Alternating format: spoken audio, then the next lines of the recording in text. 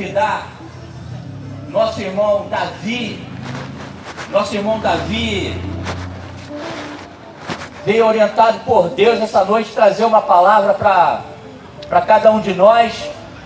Que Deus possa estar falando aos corações de cada um de nós através da palavra do irmão Davi. Que Deus possa ser com a vida dele essa noite.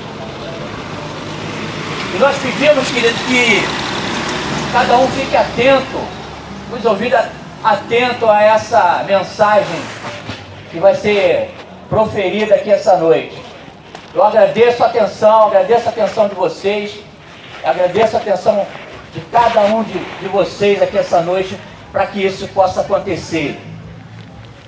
Eu vou orar nesse momento pelo nosso irmão, e a gente vai estar passando a palavra para o nosso irmão Davi. Glorioso Deus, eterno Pai, eu te peço, Deus, em nome de Jesus, que tu possa ser com teu servo essa noite, irmão Davi, que tu possa ser com a vida do teu servo, Deus, possa ser com os ouvidos de cada um de nós, de cada pessoa que está aqui nessa noite, na redondeza, próximo do bairro, Deus, na praça, conversando, Deus, que tu possa despertar através da tua palavra, Senhor, a cada um, aqueles que ainda não o aceitaram como o Senhor e Salvador de suas vidas.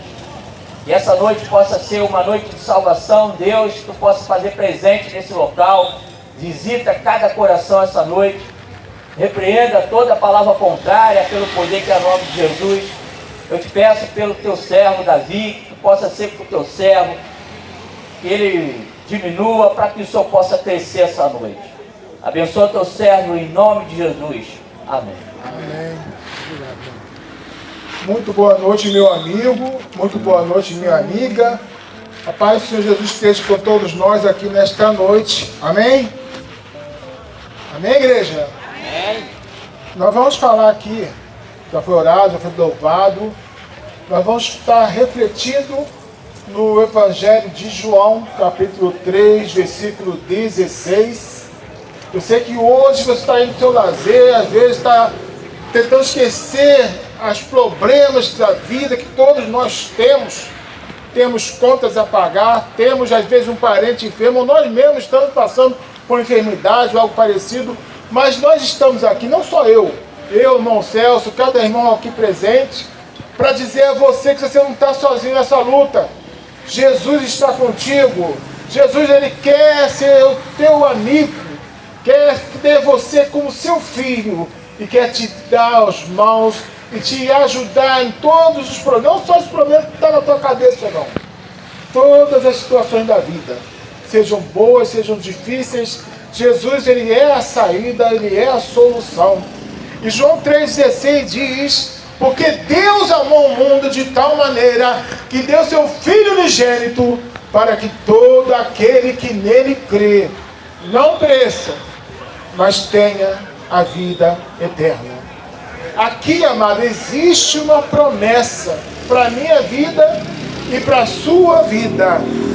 Esse evangelho ele foi redigido pela tradição pelo apóstolo João, por volta do ano 90, da Era Comum, né, depois de Cristo. E nós temos algumas frases que eu vou colocar aqui de 3 pessoas, para você ver a importância que esse texto para a vida, não só de quem crê em Jesus não, mas para toda a humanidade. Porque Martinho Lutero, por exemplo, vai dizer que o Evangelho, esse versículo, João 3,16, é um Evangelho em miniatura. Olha só, um pequeno Evangelho, um Evangelho em miniatura, diz Martinho Lutero. Martin Lucado, grande pregador americano, ele vai dizer que João 3,16 é um desfile, né, de palavras de esperança que começa no coração do Evangelho. Martin Lucado fala isso. E por fim, o presidente norte-americano Donald Trump, nessa Páscoa desse ano, ele falou sobre esse mesmo Evangelho: todos nós podemos viver cada dia com esperança na promessa de Deus, sabendo que no final o mal e a maldade não prevalecerão. Então esse evangelho, esses três homens diferentes, de épocas diferentes, culturas diferentes, deram um parecer positivo sobre esse evangelho que eu quero trazer para você nesta noite. Então, como eu falei, ele foi escrito, a igreja diz isso, por João, o apóstolo João, né, filho de Zebedeu. E essa confirmação foi feita pelo bispo, né, pelo bispo, cadê o nome dele, meu pai? Irineu de Irião, por volta do ano 180 depois de Cristo. Então ele deu essa introdução.